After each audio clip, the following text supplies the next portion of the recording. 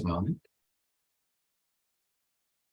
Welcome, everyone. Thanks so much for being with us today. We're going to get started in just a few moments as our audience joins us.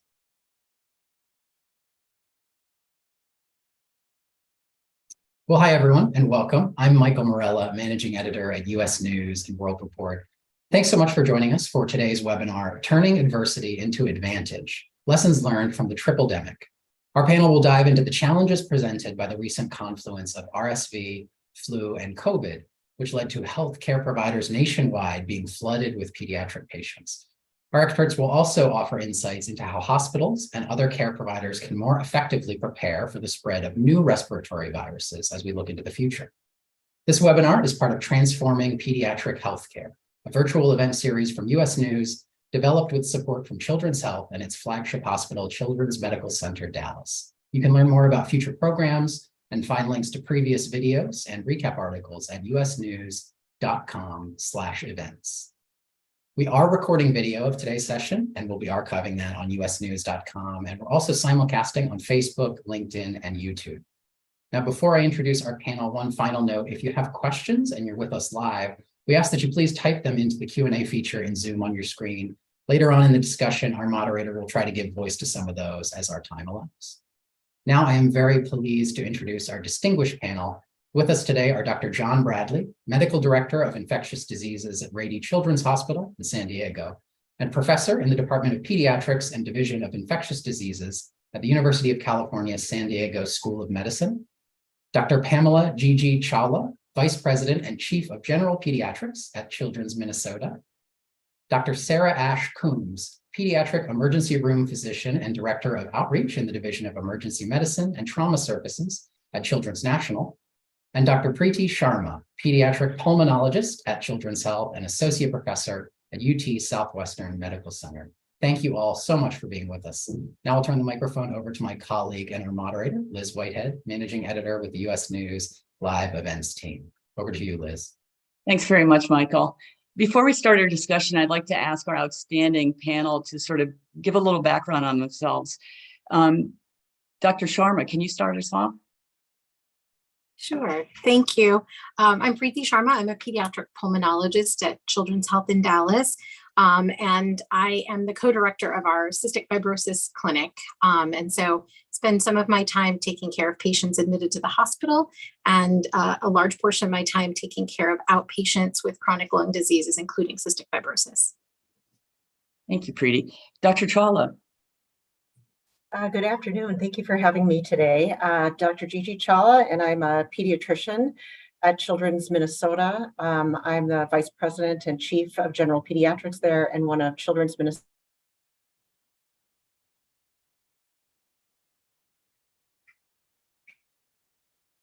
Gigi is freezing. I'm going to come back to her in 1 second. Sarah, can you pick up for us, Dr. Sarah Coombs?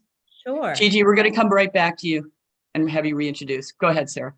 Sure. I'm Dr. Sarah Ash Coombs. I am a pediatric emergency medicine physician at Children's National Hospital in Washington, D.C. And I'm also our department's director of outreach, which means I do healthcare communications with the media in concert with my hospital's PR and marketing department.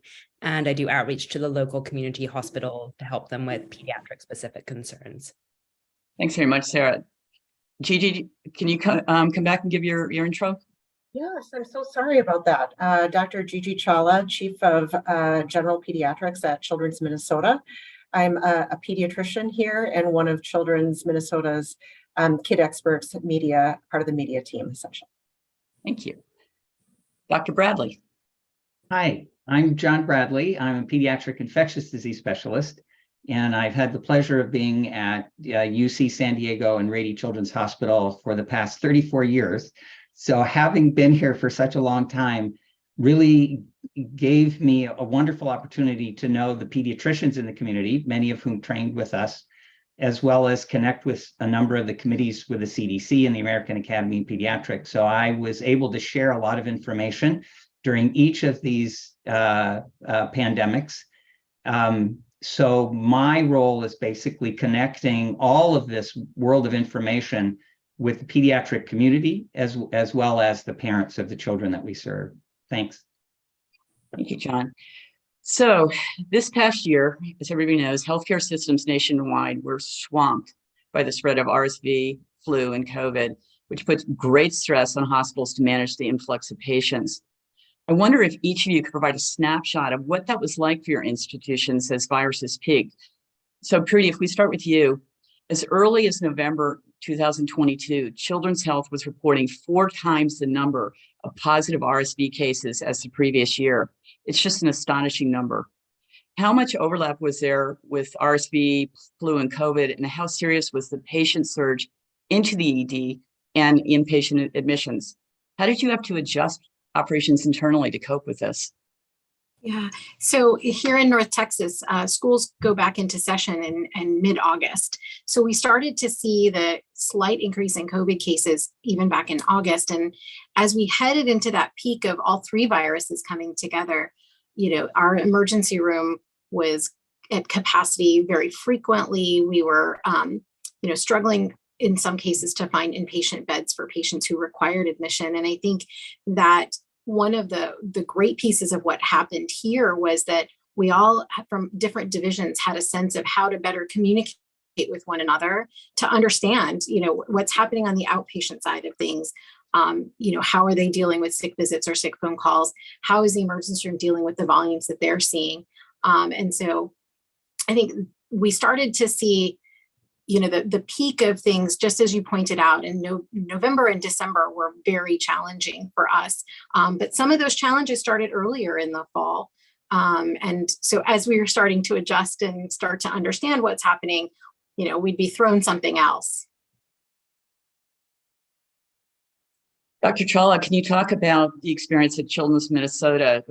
At one point in the fall, you sent out sort of a community notice that there was a surge of respiratory viruses that was going to lead to extended wait times in EDs, walk-in clinics, and primary care clinics. And then this only got more challenging, I assume, when RSV peaked in, I guess, December. Focusing on your in-hospital operations, what were your biggest resource and treatment constraints?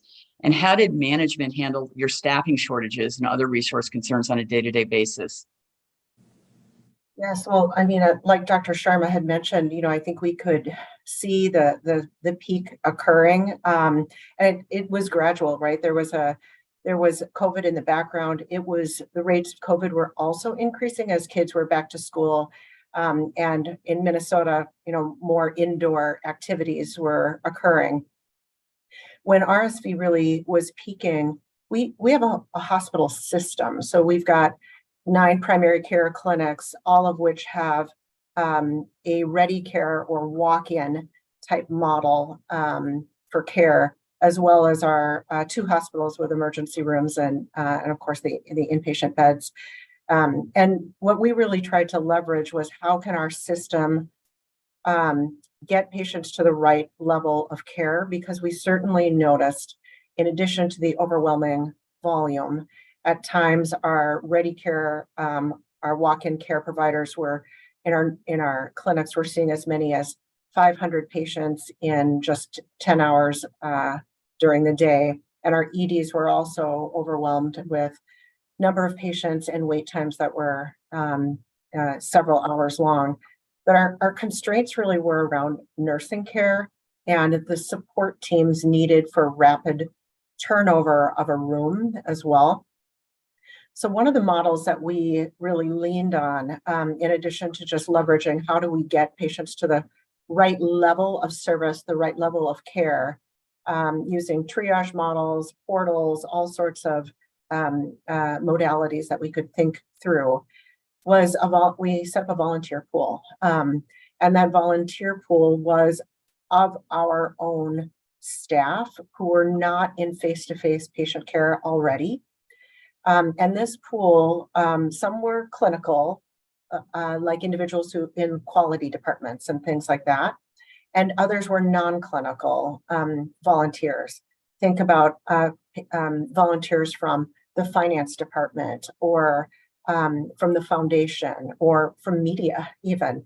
And those individuals all help to bolster our staffing, doing things like room cleaning, transportation, getting patients who are waiting in waiting rooms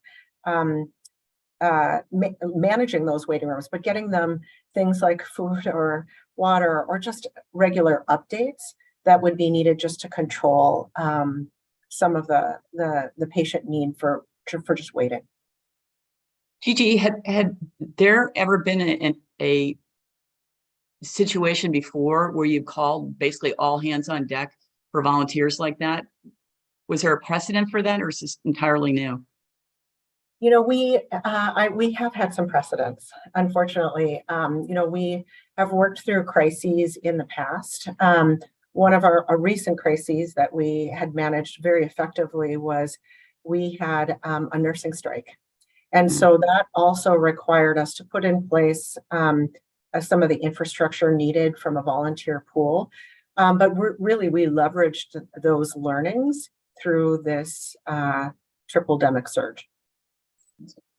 Sarah, can you get your perspective as an ED physician about how you saw the patient flow into the facility at Children's National, and how did you manage admissions, since by November in Washington, D.C.'s case, you're reporting you were already, or hospitals in the area were reporting that they were near capacity.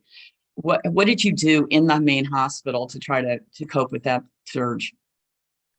Yeah, so a couple of things we did, and just to back up a tiny bit, I will also caveat this with, John might speak to this, but it wasn't just the tripledemic and kind of RSV and flu, it was even rhinovirus enterovirus back in July, right? So rhinovirus enterovirus, to give everyone a viewpoint on it, this is the common cold. You know, we don't usually even test for it, because this is a kid with a sniffle who's running around and fine and usually doesn't have a fever, might even be going to school. So it was very unusual for us. It was an unusual year in 2022 in that even in July, so midsummer, when we don't expect to be seeing infectious disease, we don't expect surges, all of a sudden sick kids, and they are sick with the common cold. So to give you that background, that meant that already, as you've mentioned, coming into October, November, when we expect to be starting our surge, we were already at capacity. So absolutely, you know, just what both Gigi and Preeti have been saying, and I see John nodding along, you know, doors of Children's National Hospital, I mean, kids were just streaming in, I'll be honest. I mean, even the management techniques we had to put in place included things like reconfiguring our waiting room. I mean, these are things you don't necessarily think of from the outside or as a clinical provider when you're used to saying, how do I medically manage my patient? How do I communicate with my patient? But you have to think of, we don't have enough chairs in our waiting room. So what does that look like? Where do we physically put chairs? Do we use hallways? Do we use separate spaces? So we started opening up new spaces, clinics that don't necessarily stay open to 5 p.m. Clinic spaces became emergency department spaces across the hall, down the hall. Beds were everywhere, chairs were everywhere. I think it's amazing that you guys in Minnesota managed to have a volunteer pool. I think part of the great thing about this conversation is taking things away, because we didn't really do that. And I wonder if there's potential for that in the future, because I think that's all of us with bated breath saying, what if? But we definitely leveraged our pool that we did have. So, you know, people coming in, all hands on deck. We basically went to a winter staffing model in summer. And then some of the operationalized things we did, I think others have alluded to, health systems. So we all work together. We have primary care clinics, we have pulmonary infectious disease clinics. As much as possible, we were saying, rather than as the default sending your patient to the emergency room, which is often the flow, right? You're outpatient, you're in a clinic, you say, go to the emergency room, they'll assess you further, then maybe you'll be admitted. We were trying for direct admits, right? So you're trying to basically cut down on the number of touch points and geographic locations you need, knowing how constrained resources and space are. So the direct admits were happening, and that was part of our new workflow. Sarah, you mentioned something about the virus season starting earlier, and later in the discussion, I definitely want to come back to that, because that raises a whole series of issues in terms of preparation. John, I'd like you to be able to comment on anybody's comments, and note that one of the challenges for Rady was, I think in October, more than half the kids in your ICU were being treated for respiratory viruses. Is that highly unusual, or is that normal? Or can you talk about that and how you handled staffing and triage within the main hospital? No, Sarah, excuse me, Sarah hit the nail on the head. This is a respiratory season unlike any that I've ever seen in my 40 years of practice. And it all had to do, I think, with the lockdown, and then no kids were getting exposed to any children, excuse me. And as they, as they went back to school and started activities together, these viruses, which hadn't been spreading, just spread like wildfire. And we track, as Sarah knows, every week there's a report that comes out from our microbiology lab of all of the positive viral tests that we have done that week. And we've been doing this for 25, 30 years. And the technology gets better, and the number of viruses it can detect has increased. And this goes out to everyone in the community, including public health, pediatricians, ED physicians. And absolutely, as Sarah said, it was phenomenally busy in the summer, and it only got worse. And when RSV started to peak, everyone was saying, well, RSV isn't supposed to be here until January. What's it doing here in August and September? So we all knew there was a problem, but how to manage it really focused on the ED. The ED got hammered. And part of the context was that everyone was afraid this was COVID coming back. Everyone was still COVID paranoid.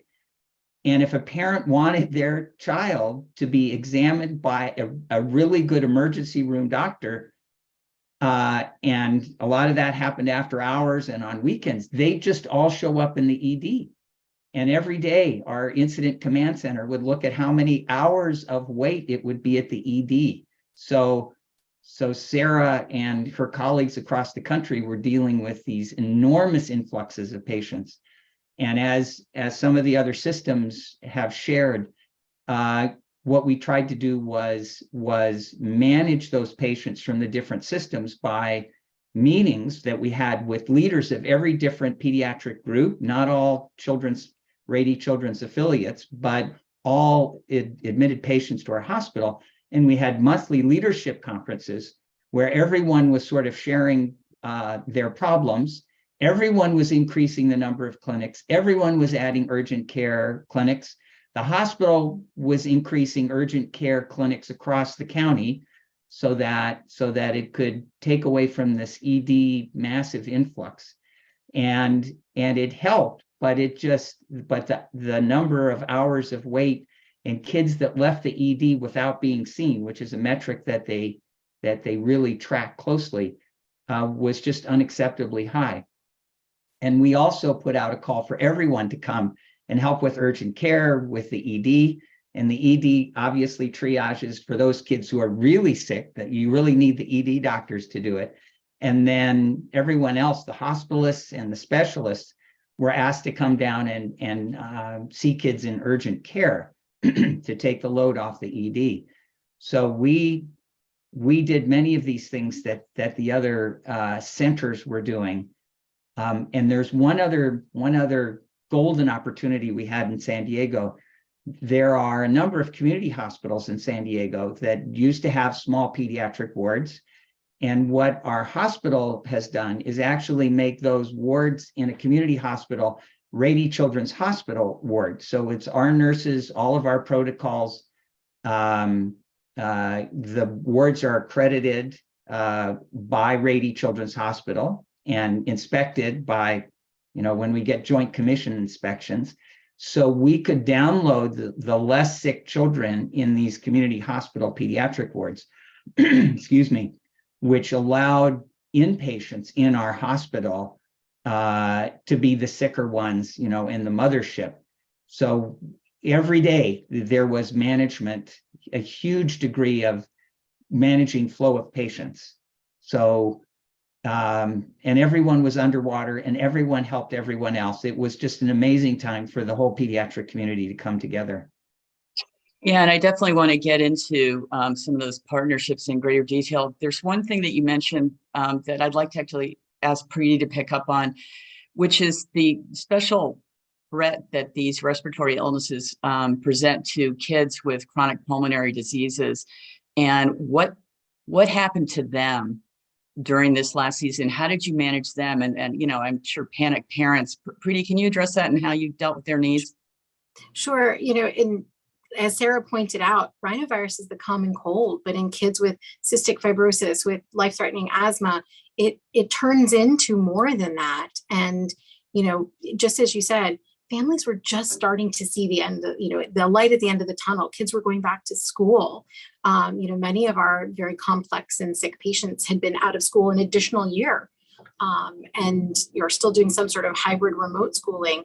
And so as they started to see all of these viral illnesses track through the community, it really did raise a lot of concern amongst parents of children with special healthcare needs. And one of the ways we were able to address that, specifically in our CF center, was to have, you know, webinars very similar to this with families and invite them to listen to us talk about, you know, what is the sick plan? How do we also, you know, keep these kids out of the emergency room, because they will face long wait times, and they are generally, you know, requiring of more care. And so how do we create sick plans in advance for them? How do we reassure the families? But also in trying to do that and to limit emergency room visits and kind of guide families, outpatient clinics faced a lot of difference in how they ran their clinics.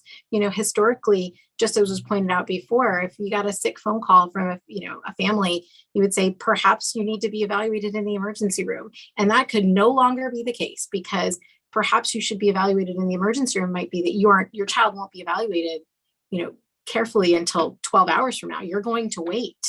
And so we tried as an outpatient clinic to reserve some of our clinic appointments for sick visits, to add sick visits to the schedule, and then to create a schedule amongst providers in the clinic for assisting with sick calls. You know, we as an outpatient group have a wonderful set of nurses who have primarily been the ones taking care of sick calls and, you know, running them by their specific providers. But the volume was just so significant that became an untenable model. And so we sat together as a division and tried to understand, how can we better support our clinic staff? How do we support the patients? How do we make sure that they're getting the care they need when they need it? And so we assigned physicians to be the person of the half day, to answer sick calls or to assist with sick calls. And I think this really taught us the importance of, you know, trying to communicate directly with families at times when they're not in the office. So leveraging telehealth, you know, having seminars and webinars to talk to families, and creating sick plans that we could document in the chart, and utilizing the parent portal for our electronic medical record was vital in all of this. This is how we sent out messages. And, you know, when you log into the parent portal, the first thing it said was, emergency room volumes are high, your wait time will be. And so that led to higher numbers of calls for the clinic. And so how do clinics manage that with the staffing that they have for normal days? And how do we all pull together to make that work? Not to drive you too much into the weeds, but this requires a whole lot of flexibility on the parts of your team. Were you having weekly meetings, daily meetings? How did you evolve these different approaches? So as a division, we met at least weekly, if not more, just kind of depending on what was needed. And then one of the things that we had here that I think was of enormous benefit to all of the divisions was to have a weekly conference where our infectious disease specialists and our microbiology lab and, you know, people communicated what the numbers were. And so having an understanding of what's happening across the hospital from getting that information. But there were days that we, as a division, communicated via, you know, text message, via telephone conference call, more often than our weekly meetings, just to strategize, like, you know, who's going to be in charge of all of the sick calls today? Who's going to sign off on prescriptions? Who's going to back up the nurses? Who's in which location? Because we are a subspecialty that has satellite clinics in other areas. And so it was really important for us to know who's where, who's covering our inpatient service, who's the person in clinic, who's available, you know, who might be having an administrative day, who could be the point person for these phone calls and for sick visits. Thank you. And so you have the kids who are particularly vulnerable with chronic illnesses, and then we have the group of kids in underserved communities where they may not even have pediatricians. I'd like to ask Gigi and Sarah, maybe Gigi, if you could start. How did you keep track of kids who might have been overlooked, who needed to be diagnosed, treated, who might not have pediatricians during this tripledemic? What did you all do? Yeah, great question. I wanted to add on to Preeti's response. One of the things that we really did from a communication standpoint, and like an internal organization communication standpoint, is that we stood up a hospital incident command center that ran essentially the entire tripledemic. And all of you are nodding, so I know you know what that is. But for most others on the phone, it really is just about, this is not business as usual.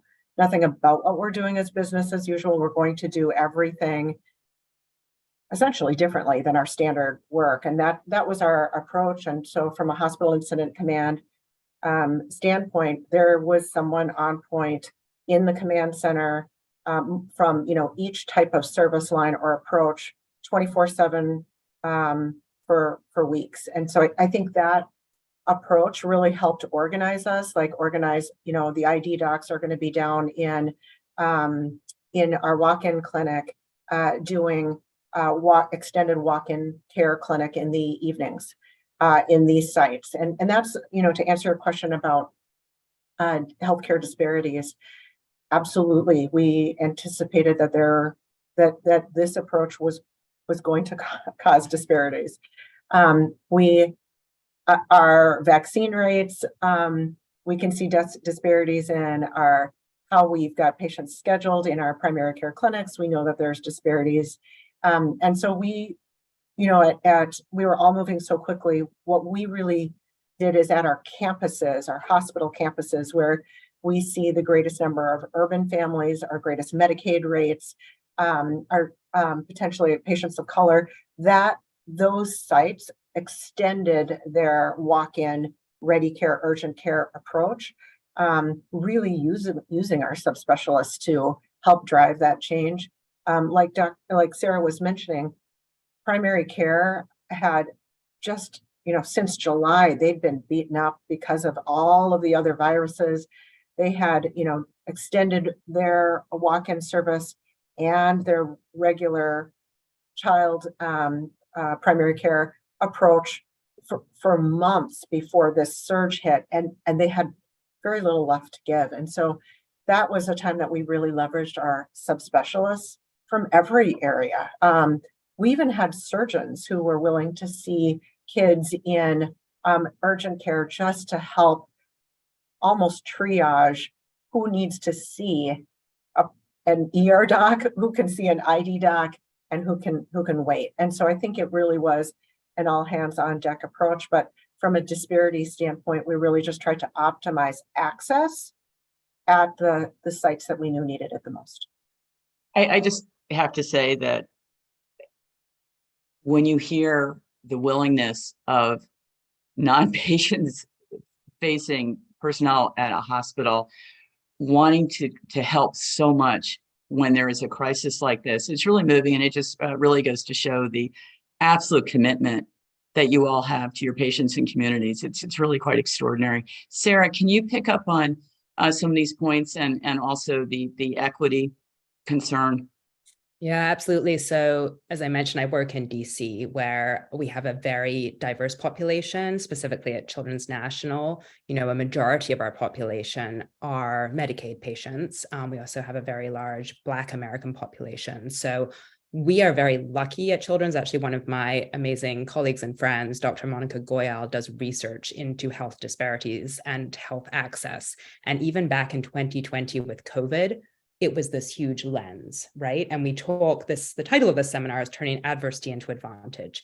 And as much as it's not comfortable to confront, and as much as it's horrible to have this knowledge, I do think one thing that the pandemic did, and I say pandemic, not tripledemic, so starting with COVID, was really cast this lens. We saw the country, we saw initially in adults, mortality in Hispanic and in Black Americans from COVID was way out of proportion, was really far out of proportion to the numbers of those ethnicities living in the country.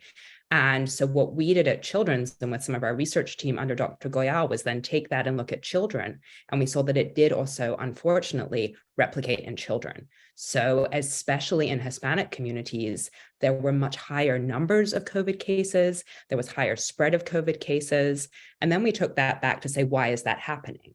Is that access to healthcare, which is always a huge thing? Physical access to healthcare. Do you have transportation? Do you have a way to get to a doctor's office? And do you even have a doctor's office that's accessible to you? And then also looking at the socioeconomic disparity of, maybe you live in an apartment building and maybe you have 3 jobs that you can't miss. And so you're working in a public facing area that can't be converted virtual. So therefore you get COVID more easily and therefore it spreads more easily, and you don't have access to healthcare. So you stay at home and spread amongst your family. And I do think it really casts this lens for us. And I think I'm a fan, obviously, my bias is out there, of communication, right? And honestly, hearing all of you speak, Preeti especially, just communication.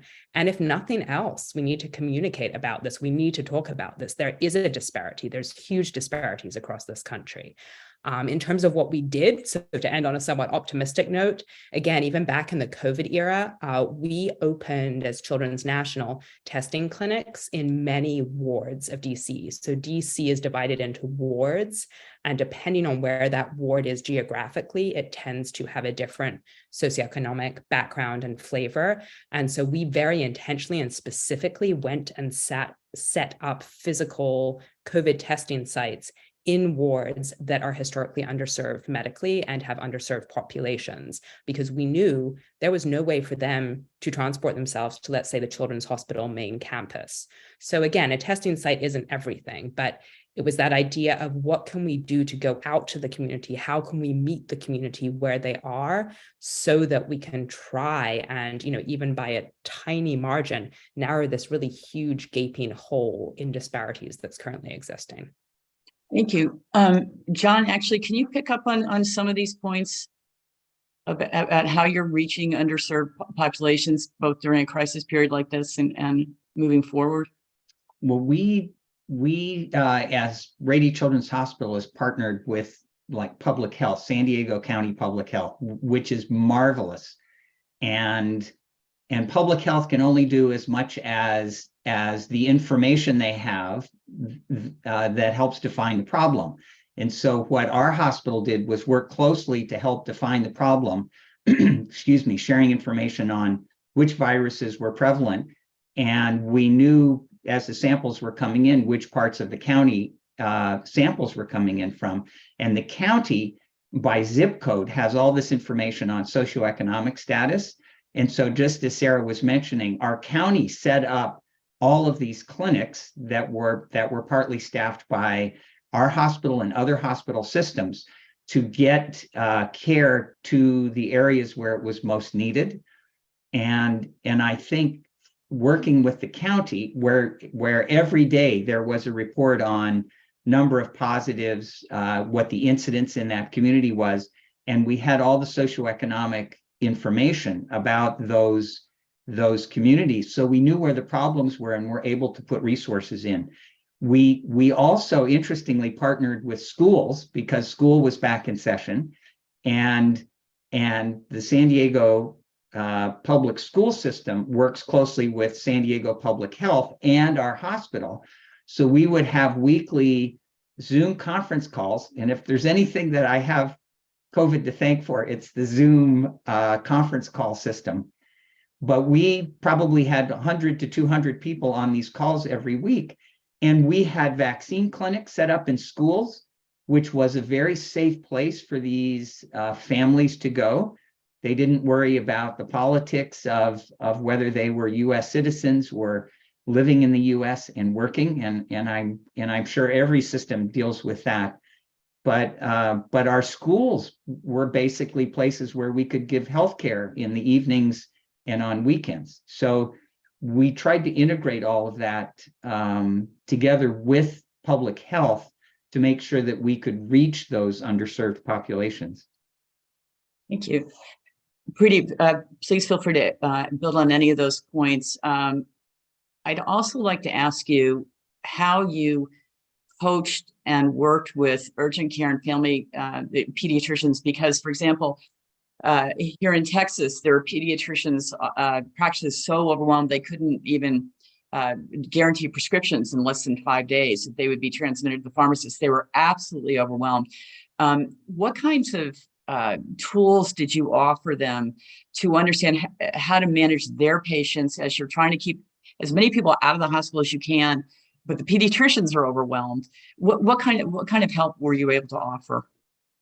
So I think that in terms of being able to partner with our communities, reaching out to the schools, leveraging our school health programs was really of benefit. And, to lead on to what John had said, also getting families in a place that's safe to vaccinate the entire family. So we made it a point here in our system where when patients were coming in for subspecialty visits, they could get their flu shot there then without any discussion, and the families could get it as well. So we had, whole families coming to a CF clinic visit so that they could all get vaccinated. And I think that was really helpful because he makes a great point. It's a safe space. They come to see us frequently. And so I think that was very helpful. In terms of the community, Children's Health has partnered with many of the community physicians in North Texas, and also has an access program for those physicians to be able to reach out to either the subspecialists that follow their patients, or for some community emergency rooms that see fewer pediatric patients, for them to be able to reach somebody to guide them through what they may not be accustomed to. And so that was, another added layer of how those of us who were taking care of pulmonary patients in particular, we had one person designated to take outside phone calls from pediatricians in the community. And so how can we help you keep our patient out of the emergency room that you're, so graciously taking care of? How can we guide you and how can we help with prescriptions? So I think having that communication with our referring physicians, with our network of primary care physicians and urgent cares locally was really of benefit, both to try to limit ER volumes, but also to make sure that these kids were getting their health care in a way that was accessible for families. Thank you. So everybody on this panel represents an institution that stands as a center of excellence in their regions.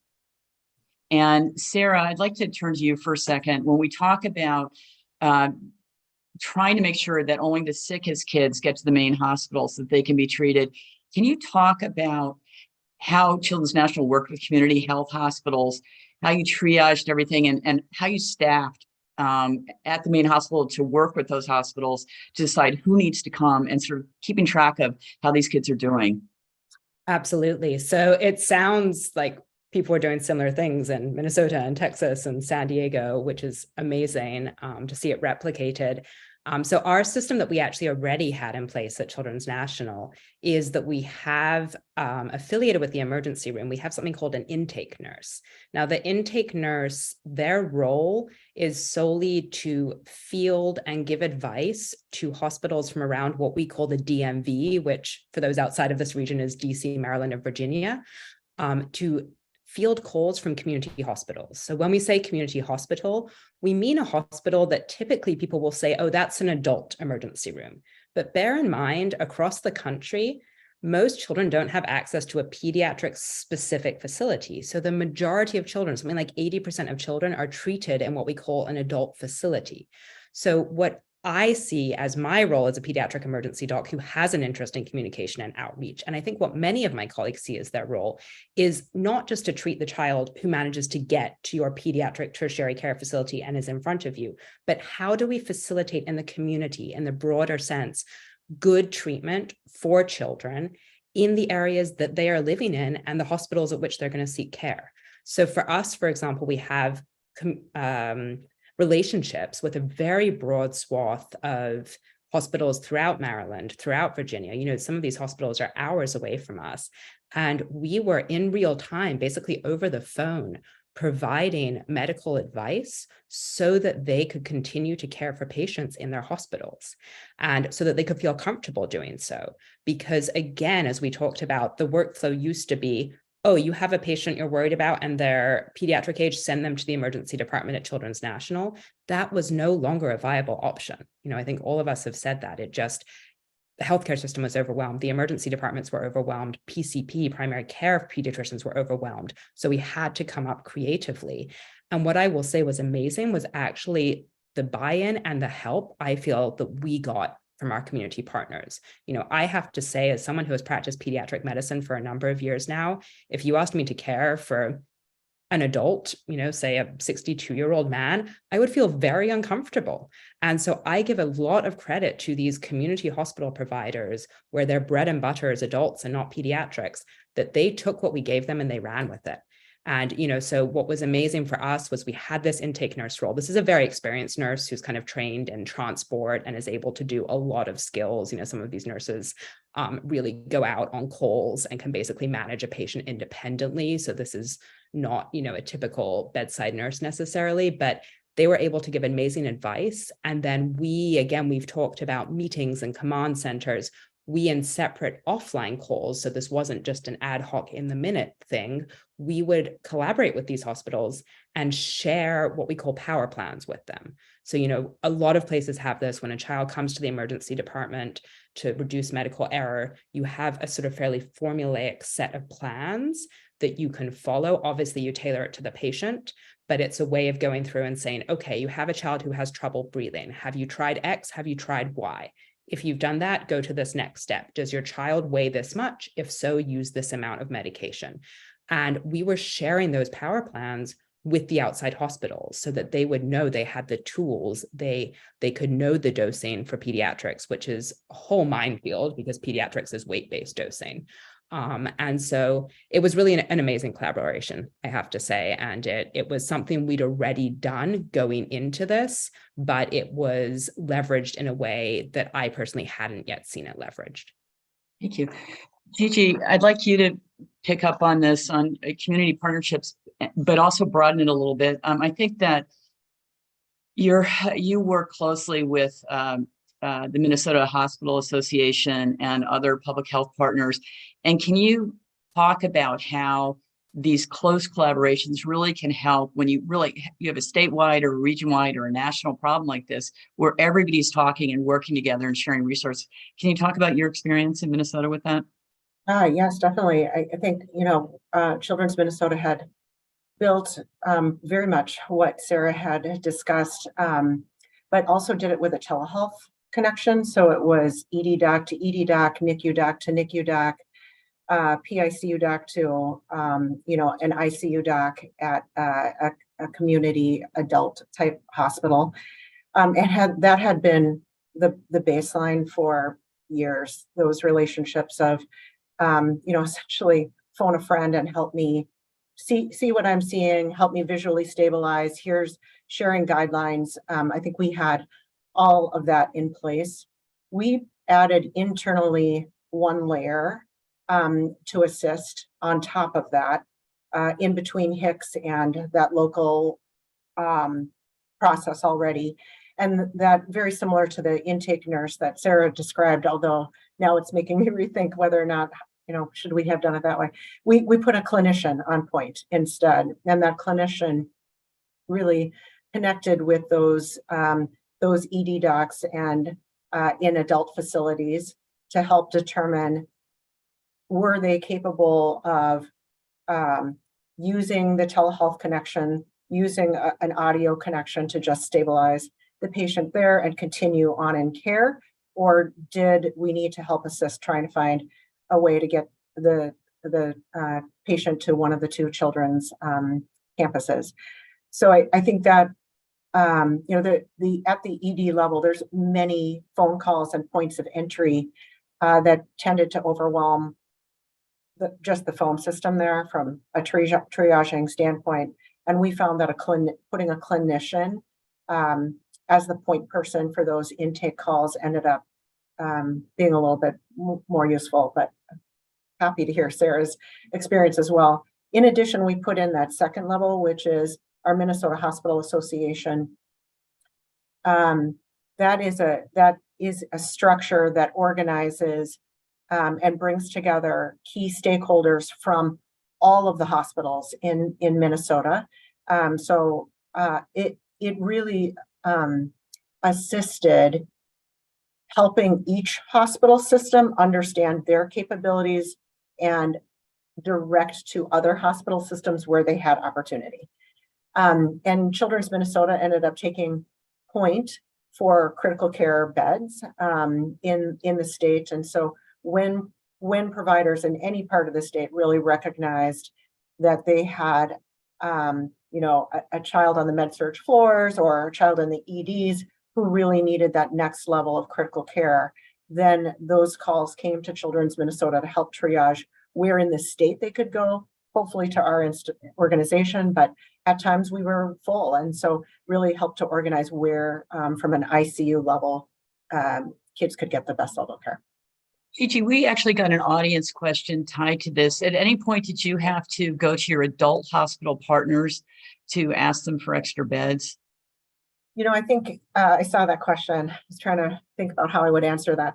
I think what we really noticed through COVID was that adult hospitals were in crisis as well. And their crisis, when kids weren't in crisis, those beds that had been originally maybe set aside or thought to be pediatric beds in adult organizations really ended up going more to adults. And even when maybe the peak of adult COVID started to diminish, their structures had changed to the point where they were still adult beds and no longer pediatric beds. And I think that amplified in Minnesota our surge in trying to find kids a bed for care and really helped.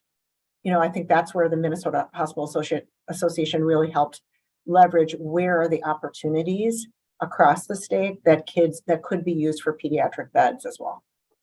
Thank you. So in our last 15 minutes, I'd like to focus on the future a bit. And John, how good are we now in being able to alert hospitals that there's going to be a very fast spread of a respiratory virus? I know CDC just released 2 new dashboards in January to track respiratory virus hospitalizations and also ED visits for respiratory conditions. Who do you depend on, besides looking at what's happening in Australia, to figure out what's going to happen in the United States and then be able to prepare properly? That's a really good question. And our friends at the CDC are absolutely engaged in trying to figure that out. And so some of the new dashboards they have, which are available to anyone in the United States and the world, are very helpful. We're the ones that actually provide all of the data on viruses which are moving through the pediatric population to public health, which then goes to the CDC. So they're basically using our data. But what we can see using CDC data are viruses like RSV, which typically start on the East Coast and then spread to the West Coast. So we can track the movement of viruses and nationally what the prevalence of virus is, whichever one it is at any given time. So I think the system for tracking is now very good. When people were really worried about what's going on and you access these CDC websites, you can get up-to-date information. What I don't know that we fixed is if something pops up, but the medical community really isn't worried, how do we get the information to the medical community to say, by the way, we see something on the horizon, you need to take some stock of this and start planning in case this really breaks through and causes a lot of new patient visits for you. So we've got mechanisms where we can get in touch with the pediatricians in our county through both American Academy of Pediatrics, the county health department, San Diego County Medical Society, and public health. So all 4 were mechanisms of disseminating information. So I think we can do that, but there's not one central alert mechanism of what's coming next. And for stuff like avian influenza, which I am personally worried about at some point in the future, I think getting a consistent spot where you can get information on what's going on that gets pushed out to you. So, we don't like notifications that are unnecessary, but boy, everyone should have a notification on their phone if the public health department wants to let you know that there's a potential threat. So we've made progress, Liz, but I don't know that we've completely solved the problem. So, Sarah and Preeti, if you can pick up on this, one of the issues that you all alluded to earlier was the low vaccine uptake. And, just with flu and RSV and COVID, at least two of those prongs, COVID and RSV, there are vaccines. And RSV, they're doing research on them. We don't have anything yet. But what can be done through EMRs, Preeti, and education to try to mitigate future, respiratory illness crisis by increasing vaccine rates? Yeah, I think that's such an important point. We've been seeing that vaccine rates, particularly for influenza, which that's not a new vaccine, that we've been seeing uptake in influenza vaccine declining over the last few years. And then certainly through the early part of the pandemic, when there weren't a lot of circulating viruses, particularly flu, I think people kind of got out of the habit of getting those vaccines for themselves and for their children. And so I think for us, it started with, every parent who has access to the parent portal in our EMR got an alert essentially that said, your child is due for a flu vaccine. Here's how you can access it. And then as it pertains to our subspecialty clinics, by offering the vaccine, I think that helps. But additionally, combating the misinformation that surrounds vaccination is vitally important. And, we've started to do that with more intention. And so we've always talked about vaccines with our patients, but now really trying to determine, what is making you hesitate? 2 years ago, you got a flu shot. Why not this year? What's different? What's worrying you? How can we address that? And then also providing kind of the overall basic information on a more frequent basis. So, historically we would talk about it in clinic, and if they said no, we'd kind of move on. So now we talk about it at every visit, and we keep talking about it, and we talk about next year's flu shot and how, look at what happened this year. And we give the information more frequently as well. So we have started putting flu shot information, COVID vaccine information on the summaries that we print for patients when they leave our clinic. So they kind of have that to then think about and reflect upon when they're not in the office.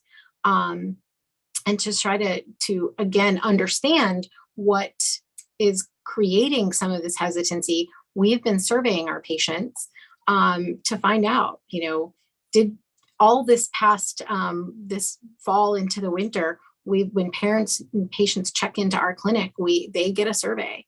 Has your child had a flu vaccine? If not, why? Help us understand what's creating a barrier.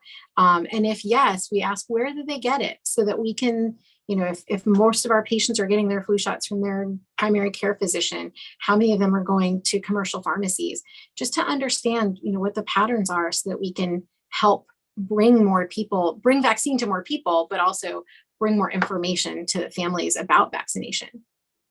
Really, do you have any sense from patients whether a combined COVID flu vaccine would make them more likely to get it or less likely to get it? I think it depends a little bit on the patients. I think that for some of our, medically complex children, parents were, on board with COVID vaccination as soon as it was released because they knew that their children were perhaps more vulnerable. And so I think for those families who are continuing to ask us, when will my child need another COVID vaccination? That may be of benefit, but I think that there's there's probably more misinformation and more hesitancy surrounding COVID vaccination than there is about influenza vaccination. And so my concern about having a combined option is that there are going to be parents who say, I'm willing to do a flu shot because my child's had that before, but we're not doing COVID vaccination.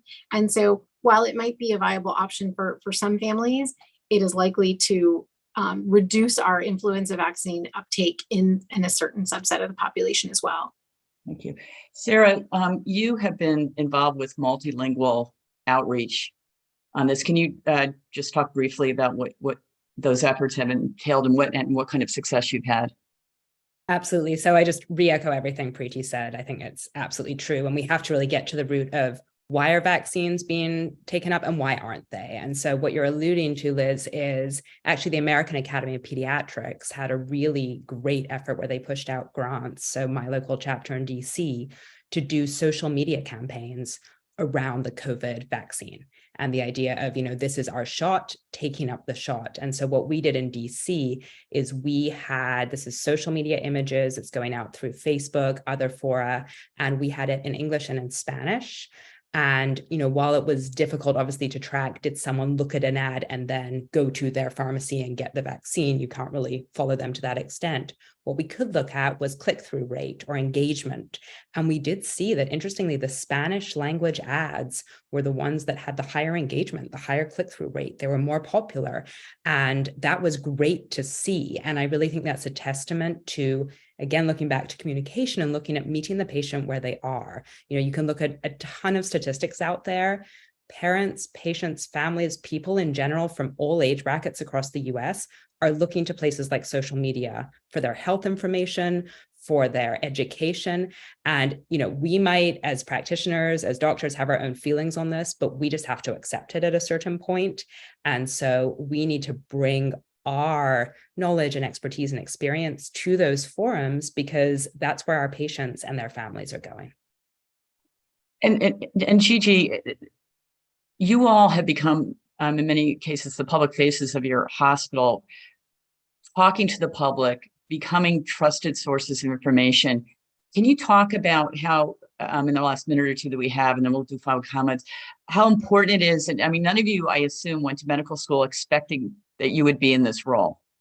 And how did it evolve for you to learn these skills, and how important is it to be out there so that you can combat the public information, to get good information, to get people the best care they need? Yeah, I think, Sarah and Preeti hit it right on the head. If we're not willing to be out there communicating, listening, giving our ideas, then the only voice that's speaking is the misinformation voice. And so there has to be our teammates, ourselves, who are willing to put ourselves out there. So I think one of the things that I've spent some time developing is working with our media department, our media team.